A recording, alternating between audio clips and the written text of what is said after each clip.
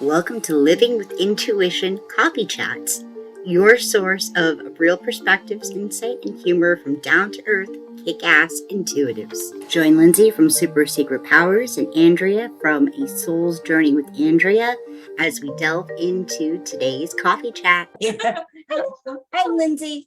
This is Andrea. I'm from Super Secret Powers Coaching, and Andrea is from A Soul's Journey with Andrea. And we are here with episode 7. We don't even know what it's going to be about, really, of living with intuition.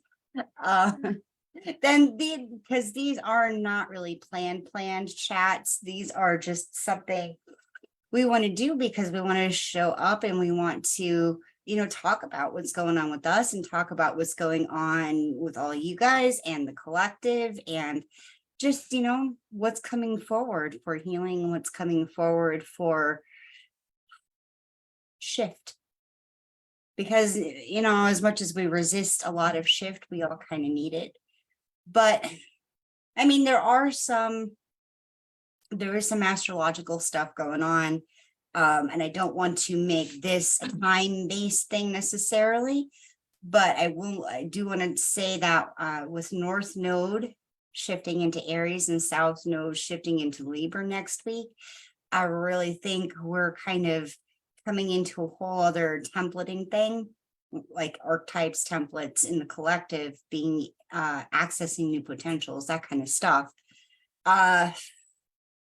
But not but theirs is not but and just all the intense energies that have been coming through. It's I think we both kind of feel a little unhinged when we have to face this thing where we're talking about ourselves and we're talking about what we're going through and what's coming up, because it's hard to get a grip on. And it's sometimes when the pattern isn't complete, kind of like we were talking about last week, it's hard to even say oh, all right, that, sometimes you need a retrospect on these things.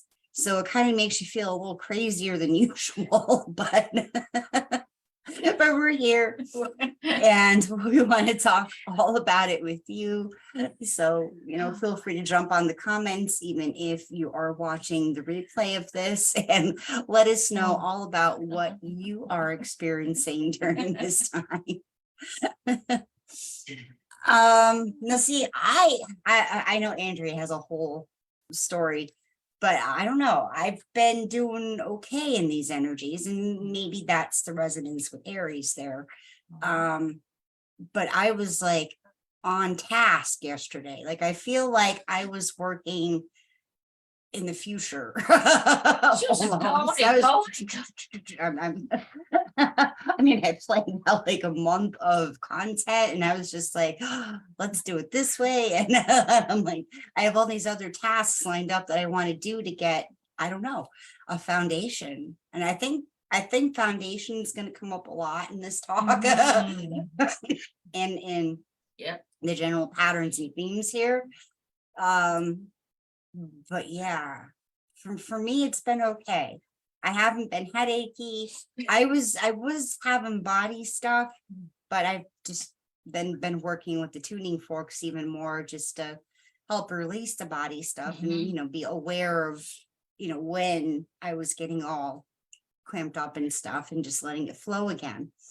So how have you been? Well, usually I'm pretty good at keeping my maintenance up during these high energy times, with all the solar flares and storms and stuff and all that just take me down sometimes. But I was house sitting at a house with 6 dogs when it's like all these weird shifts and all were happening. Every morning I was waking up, I feel like I was a different person, it was a different version of me, that fast, not just oh yeah, I'm unraveling and a month later I feel like I'm a different person. These were instantaneous kind of pushes, and I think because I didn't have the downtime that I normally give myself, because there's a puppy in the house, there's 6 dogs all together. And I had a wonderful time and they kept me laughing, and I wasn't really stressed out, but I also didn't get that time to say, okay, I might need a nap today. I might need to meditate midday, or I might need to do something more for myself, because I was kind of wrapped up in things. And so by the time I got out of there, I was like, I think my body was just like telling me, you need to sleep and sleep a lot. And I think that's why I've been taking naps during the day all of a sudden, which I don't usually need to do that, especially like 2-hour naps where I feel like I'm just out cold. Not like that at all. Maybe it's like a half an hour with the meditation and I'm up and ready to go. But I'm like, oh, even at night, I've been like really out cold. So I know that I'm catching up with myself. And I think this is the headache thing is part of that too, because source always, if I don't do it for myself, source will do it for me, kind of thing. Yeah. Andrea needs a kick in the butt kind of thing, or whatever. I mean, and I know exactly what it is. I know what I normally need, and I just couldn't do it the same way this time. And so all that heavy duty energy just caught up with me all at once. So I think that's why 2 days now I've had a headache. It's not a migraine or anything. It's just like this low grade thing that's like, Yeah. Sometimes I'm really on the ball and want to write in my journal and stuff. And then all of a sudden I'm like dozing off in the chair. Just processing. It's just like it's been the last 2 days. Well, it's unbelievable just how much energy it does take to think and to have those sudden insights and inspirations. So on like, it's kind of like it's not a double-edged sword, but it's almost like a double whammy when we're talking about being in intense energy times, because you got the stuff that your body, your body's reacting to the energy, and your body's reacting to like the shifts in what's going on in the planet and the weather and all that kind of stuff. Like the arthritis flare-ups, that kind of stuff. You just feel the tension in the air sometimes. But then when you're open enough and when you're flowing enough with what does need to come through, that will completely drain you, even when you do have a healthy outlet. So, I mean, it's like you balance, but then like you almost need to double balance when you're doing that kind of spiritual work and working with live messages and live channelings and live transmissions. It takes like so much self-care. I sometimes I feel like I'm a hypochondriac, even though that's not stuff I'd necessarily all go to the doctor over, because it's like, oh, all right, my tummy's still a little bit off, let me just work through that, Right, allopathically and energetically, a little bit of both, depends on what the allopathic medicines are. But I don't think my doctor would ever believe me anyway, because half of these are like, you have the ascension symptoms, you have the solar flares and all that goodness, the downloads, and and then you're integrating it, and the doctor doesn't know anything about that. Maybe John does, because I go for Reiki and he understands completely. But I think also the fact that the last 2 days I've been using her wonderful new tuning forks. Oh, the new ones. The new ones are, they really love me. And I'm like, and I love you. And I'm like, oh, the healing. So that might be making me sleepy too, because like wanting to just conk out, because now, okay, you've done that work on yourself and now you have to rest or rejuvenate. And I don't sit there and piece it apart and say like, oh, well, this is definitely just a body thing, or this is like, it's not really. If I'm tired, I'm tired. My body I just kind of knows. Intuition. My intuition has always been good at telling me what my body needs, what my soul needs. It's just like my mind needs to shut off because it's been going overload or whatever. I just kind of understand that, and I'm like, okay, I surrender. It's okay. That can wait till later. It's just because if I don't, it just gets worse, and then it's harder because I still have to do it no matter what. You need that downtime. You need to drink your water. You need to really take care of yourself. it catches up to you. And I'd rather not go through all those symptoms all the time like I used to when I didn't understand it. The more aware you are of how everything works in you and around you, the better off you are, because it just becomes more natural. It's like, oh, I understand what's going on here. Boom, just deal. Instead of like always complaining. Because I mean, in my 20s, I know, before I really knew who I was and what path I was on, I complained. I was this Facebook person that put everything out that was negative and yelled at people and the rain and the snow and everything. And I was so like miserable, because I see it come up in the memories sometimes. I'm like, oh, Andrea, No, see, I just thought that was just part of me. I mean, I took it a slightly different way. I didn't project it outward. I projected it all inward. And I'm just like, I'm never going to be that happy person. I'm never going to be that person. Like, so it always amazes me, like when people see my pictures online, like even from vacation, this last one, somebody was just like, you are just like the happiest person I know in all of these pictures. And I'm like, really? Really?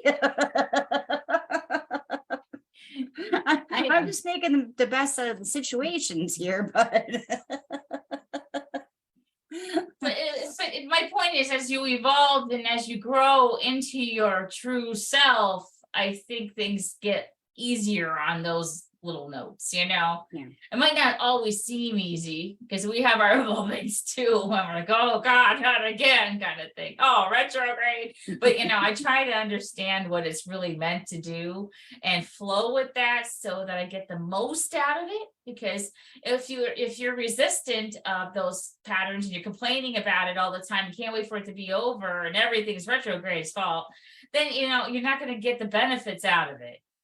Because I always feel like there's something to learn from it. It's something in your shadow self coming out that you need to work on. And if you don't work on it now, it's going to keep reoccurring. And the nightmare continues when you can just help yourself now. That's the way I feel. It might not go away completely, but every little step you take towards healing that wound, it's not as bad next time it comes back around. It's like, oh, okay, I know what I need to do now. You're more settled with it. You're more at peace with the process. I know that's I don't know. No, but that issue, and that's part of the reason why we're here together, is because of just how similar yet different we take things. And this is why we want to open up these kind of conversations just here in this kind of space, because I think too often, hello, Elena. I think too often when we are on the path where we're just like, I know I need something, and you find something, and then you latch on to it, a lesson, a teacher, whatever, a book, a trend, and then it kind of becomes part of your identity there for a while. And it's hard to remain then objective. Is that the thing? Is that the thing, or is that just you resonating to the medicine that you needed at the time? And so I tend to, and this is one of my life lessons. I mean, the pattern is repeated continuously in all of my female teachers. So I don't take on teachers anymore, because my own Lindsay superstition. But instead it's been the trying to just meet the message at the time, and keeping that objectivity that this is one person's opinion, this is one person's experience, and help you I don't want time. I don't want to get lost in it though. Right. I feel like at each time I sign on with somebody, I feel like I got the most out of it. I was passionate about it. I was really into it, and I did the homework and I did the things. And all of a sudden I felt like I didn't resonate anymore. And I don't think that necessarily it makes them a bad teacher or anything. It's just that I've grown and I've developed into something else, and I no longer need that anymore. When you rise up, you know when you're kind of done. And it doesn't mean it has to be a bad thing. It just means that you need to move on to somebody that's now on that level you are, and has a different kind of message that resonates with who you become. Yeah. And here I'm just like, it's, I think there's a lot of nuance in it too, that we can't fail to acknowledge at times, because sometimes it's not the lesson, sometimes it's the role. You know, sometimes you no longer can be the student to somebody, Right? but you need, and a lot of times, especially in the way businesses are run in this space, there's no easy way to rise as a peer. You know, there's only the route of student. Right. And when you've outgrown that and then you're bored with it, I find that that's what happens to me. I get bored and I'm no longer engaged as much as I used to be. And I'm like wondering why I'm here, you know, and I think it's time to just move on. It falls away naturally most of the time. You know, there's a couple times that I've had issues where it kind of caused drama before you left, because, well, I don't think you can avoid that in life. Somewhere, there's going to be somebody. But most of the time it's just because it just fell away nicely, you know, just flowed away like people and places and things in life do. It's like most of the time when you're growing and you're rising like that, you don't even notice it until like a couple of years later. What? Oh my goodness, I don't do that anymore. Or I don't know that person anymore. Or wow, I haven't been there in a long time. Like, you know, and then you realize, wow, look how far I've come. You know, like, you know, sometimes you don't notice it right away, you know, it just happens so nicely. It just flows away. And then you don't have to, you know, be hurt by it or anything, or carry any luggage with it. It just flows nicely out of your life. It was there for a reason. Everything has a reason to me. Whether you're learning a lesson or you're helping somebody or they're helping you or whatever, you get something out of it, and sometimes you have to move on, you know, but uh-oh. Uh-oh. No, uh-oh, just there are some lessons that when you like, you could skip them. You could honestly just skip them, because it's just like it's who you are today if you didn't have that happen. For better or worse, things happen for a reason. Somehow, somewhere, it made you stronger, it made you wiser, less naive. Something happened to you because that happened. No matter, you know, you might wish it didn't happen, but you know, we all have those, but but I try not to dwell on it quite like that. Like, you know, I don't dwell on it. See, that's the thing. It's just like that's where the objectivity comes in again in my own process of discernment, which is like a huge thing this week, because apparently people are a little, you know, stirred up out there.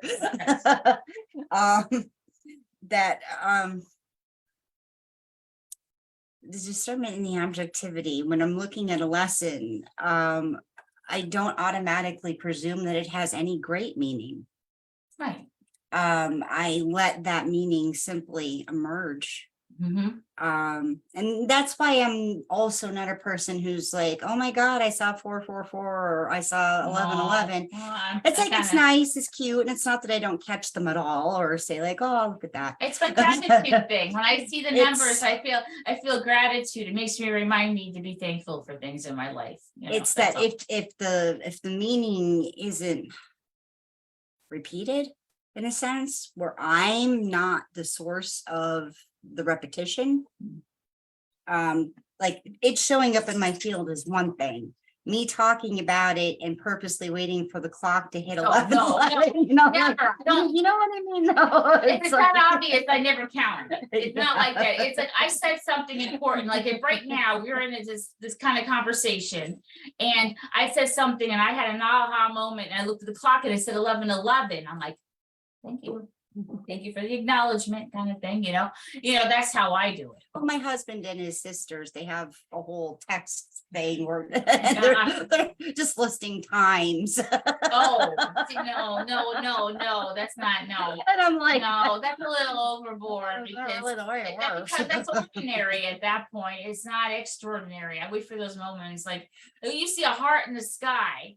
I take that as a good sign, and I'm like, oh, reminding me to love myself and others and be thankful for things. I that's the way I take signs. You see a dragonfly, you see a butterfly. Yeah, I say hello and I say thank you, and but you take time to just notice that life is around you and that you're not the center of the universe. And you know what I mean? Like, it brings me back home, like when I see signs. That's the way I take it. I don't know. It's just, but it's not that obvious. It's not that, like, I'm not doing that on purpose, looking or anything. No, I don't It think just- you are. No, but I know that it can get out of hand though. Well, but see- that's see- never how I've see, been about it. I almost feel like I was out of hand at one point. And it's part of the reason why I don't even really read for myself much anymore. And if I do, they're only quick, like just quick validation things, one or two Yeah, I cards at a don't look time. anymore for myself. Like, I look at what's on the card and I read it for face value and how it feels to me, and I let it go Because I got Yeah. I got attached. I got attached to answers. I don't And- look for answers And like that. but you do.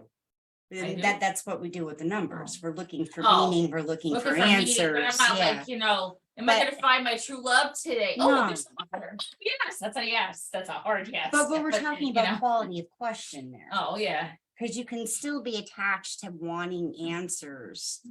Even when you're deeper, even when you're deeper and farther along in your healing journey. The reason and the meaning behind I had to go through this thing. Right. And I use it as a cheerleader. I want That's to how be, and for me, I've just been deepening into this space of not knowing so I can be.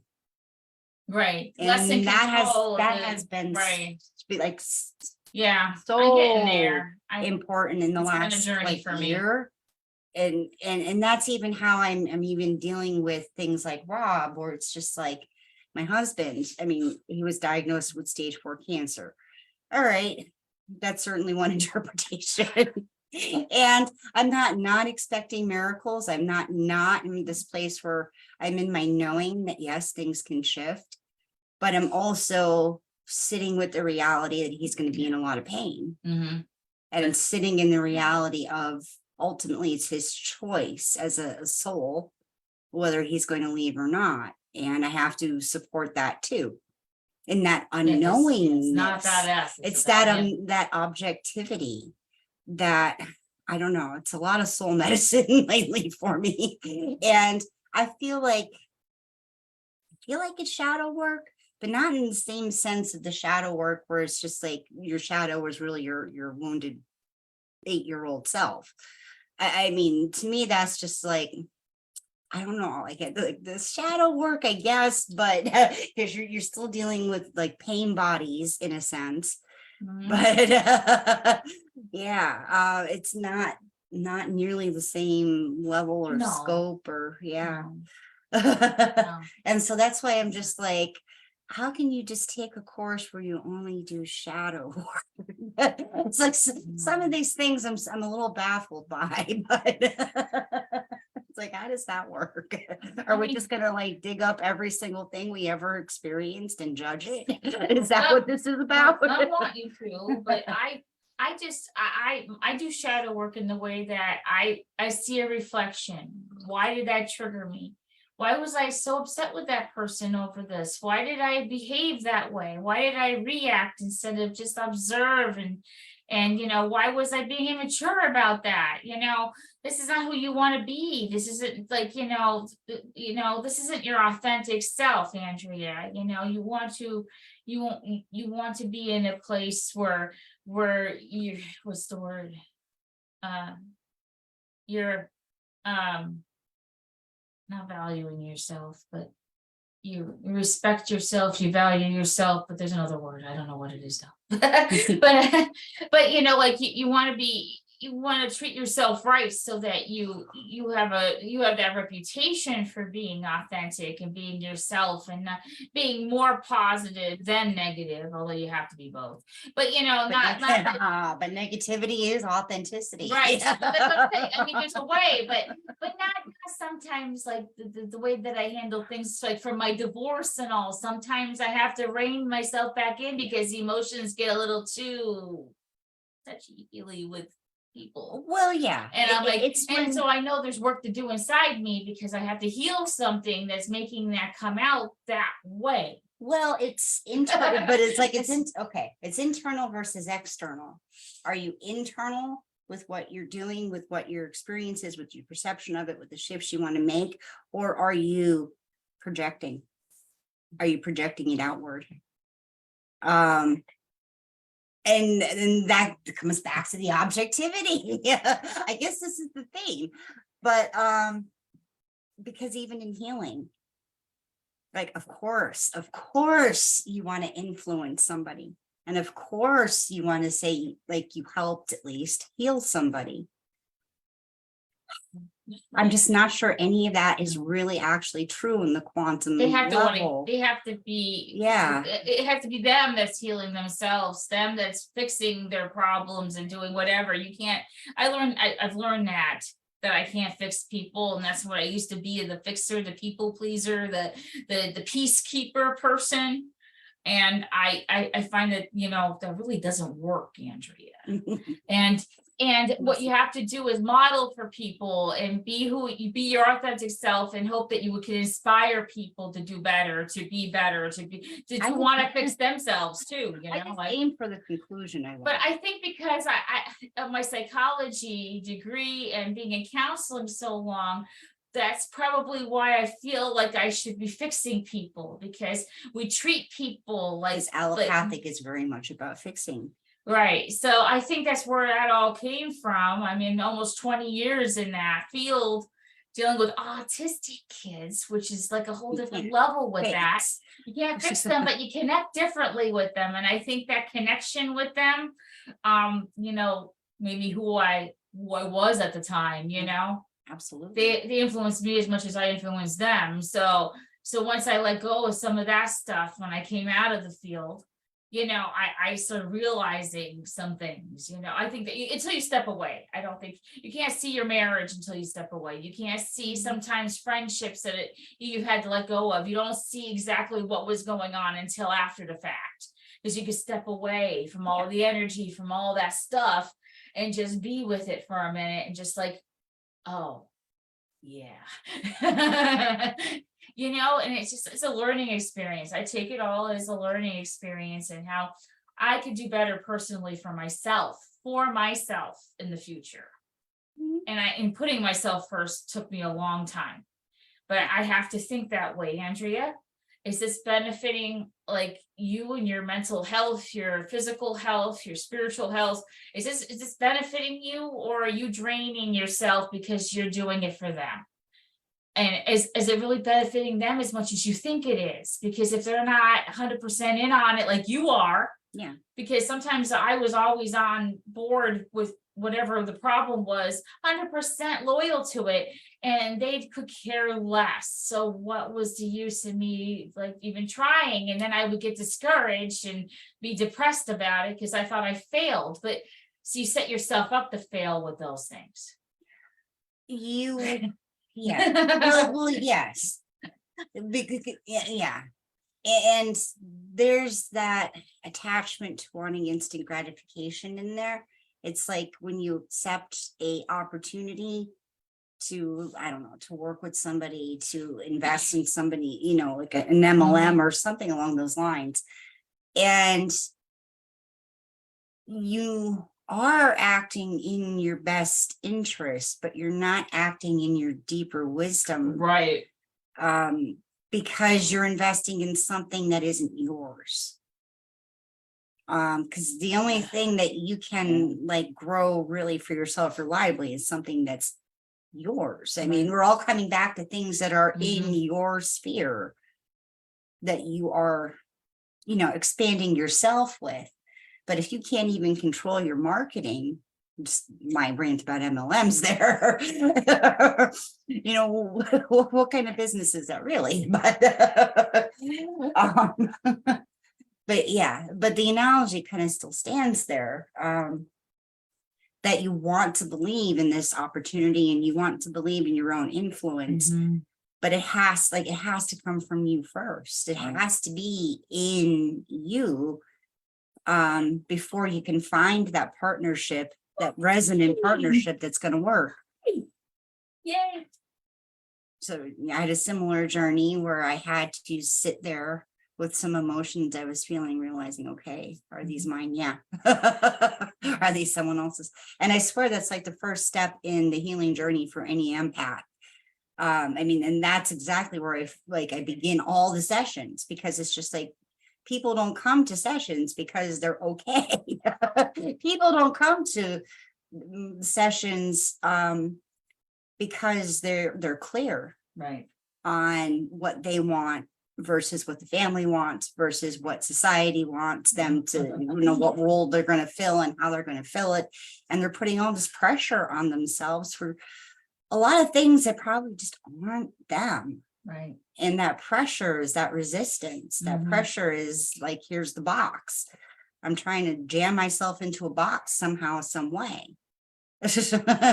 And yeah, I usually end up having to, revive people's energy, really get them down. And I'm not doing it, but, I really get them down deep in their own energy, and I have them just like fluff out themselves again so they can breathe. Because they don't, There's a lot more pressure in society than we think. And if you're an empath or you have other gifts, it becomes even harder to manage if you don't know how to manage. Yeah. And I did that for way too long. My stress, my anxiety, my depression ailed me between 20 and 35, I think, was the worst years for me.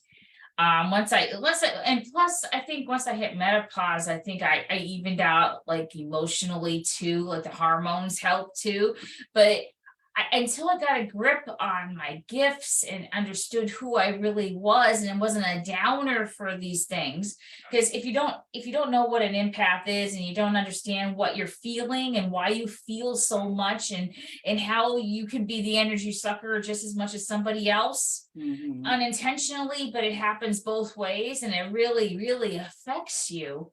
Until you realize all those things, you're just in constant chaos with yourself. And I was, for the longest time, just overly intense about everything. I remember in school, I get a bad grade on a test, or somebody calls me a bad name, and I'm sobbing in class, and then they tease me about that because I cried too much and I was too emotional. And and then I thought I was just a weirdo, and then I isolated myself more because I didn't think anybody liked me or understood me, because I didn't understand me either. Well, and then I built the walls, because it's just like, Like, if you're not going to be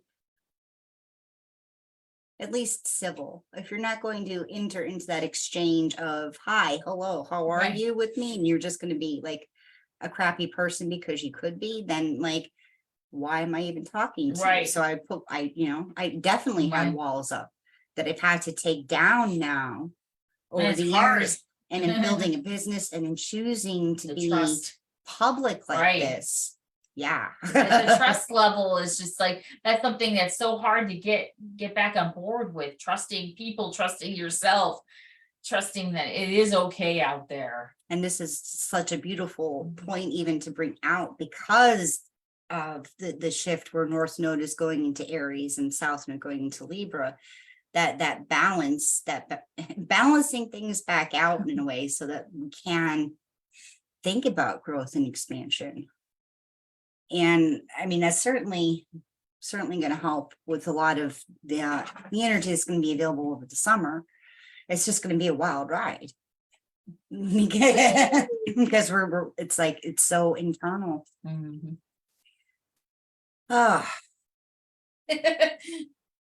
Good for you working on it. Yeah. All right. Well, we have been on for a half hour. We have now wasted a half hour of your time. No. Hopefully it was of value to you. We're having fun with it. And Maureen said she's a Cancer who lives with an Aries, very intense. Oh, boy. Yeah. Well, that's me and my dad. We agree, but we don't agree. Like it's my husband's a Scorpio. I have a lot of Scorpios in my life. Yeah, I do too. Aries and Scorpio. And yeah, so I guess Sagittarius and Scorpio, fire on fire with Yeah. Aries and Sag. And I go along with all my Scorpios. It's Virgos that I have a problem with usually. I was married to a Virgo, and that was a very, very bad idea. And I didn't know it. No, honestly, if you look at astrology and like your horoscopes and like who you're compatible with, just do those stupid tests, who you're compatible with, every freaking single one of them told me, no, don't walk away now. But my mom is a Virgo too. And so is my stepdad. I've always been surrounded by Virgos, but they're all very different Virgos. They're very, very different. My mom and I are like best friends. But, I wanted to kill my husband. So, Well, now I want to go look up what my ex-husband was just for shits and giggles. Because back then when I got married, I was 23. I didn't know any of this. I was a strict Roman Catholic from a strict Roman Catholic family who that's all we knew. And I wasn't allowed to think differently. So what did I know? We got along great when we were in college and everything. It was just like when life hit that we realized things are different, very different. But well, there's definitely something with the Leos here too. I never really saw myself as a Leo, but my ascendant is Leo. So I'm like, what am I? Aries sun and Leo ascendant. So it's like, and then she's Capricorn. No, I'm Sagittarius. All sorry, three. yeah. Sun, moon, and rising Sag. Pure fire. And I always say then you have the 1976 fire dragon and there's a lot of Neptune is I'm Sagittarius and Neptune and Mars I think, and there's like 7 or 8 different things in my natal chart that's Natal. like Sag. Natal. Oh no. No, Like I always birth. said natal. Oh no. Oh, see, this is I'm bad with words. I'm bad with words. I never know terminology. Always listen to her for the big words. I make up my own words half the time. So that's why we're good together. She can describe things better. I'm like, but what should be kicking thingy over there? You say it. Oh, all right.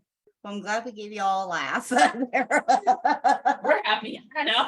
I am promoting it and I want to fill 4 spots for my Flowing with Intuition packages and sessions, just to help you get your energy straight, especially during these intense times. They are wonderful for empaths who need to do that kind of clearing work. We're just figuring out and learning to discern for yourself, what's you, who's not you, influence wise. And yeah, and I work with a lot of Akashic record stuff. So, I mean, it's deep. It's deep. You have to be ready for the work, but, certainly hit me up if you are interested. And I will see you on Monday for the Magic Bringers Rising chats, where we talk about the energy report of the week and do a little bit of light language transmission to help balance that kind of stuff out. And of course, the Magic Bringers Rising group, Facebook group, free. We're both in there and we're kicking butt. Fire. All right. Love you all.